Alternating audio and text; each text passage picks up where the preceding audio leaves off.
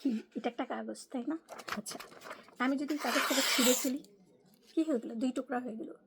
এখন আমি এই কাগজটাকে ঠিক করি। এখন আমি যদি যত গ্লু লাগাই, যত কস্টেপ লাগাই, এটা কি আদৌ আগের মতো হবে? এই কাগজটা কি আদৌ আগের মতো হওয়া পসিবল? আমি যত অত্যাধুনিক জিনিসই লাগাই না কেন, এটার একটা দাগ রয়ে যাবে। সেরকম আমরা জীবনে যখন কোনো কিছু নিয়ে অনেক বেশি ভাবি না, অথবা জীবনে অনেক কিছু করি, তো দেখা যায় যে সেটা রেশ আমাদের অনেক সময় জুড়ে রয়ে যায়, অথবা আমাদের সারা জীবন জুড়ে রয়ে যায়।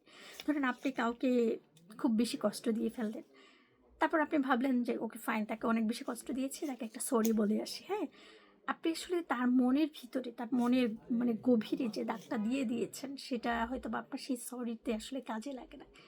তাই আমাদের হচ্ছে মানে চলার পথটাকে এত সহজভাবে করা উচিত যেন হচ্ছে আমি একটা মানুষকে কষ্ট দিয়ে কথা না বলি, একটা মানুষকে আমার কাজের দ্বারাও কষ্ট না দিই। সেই ব্যাপারগুলো সতর্ক থাকা খুব বেশি দরকার।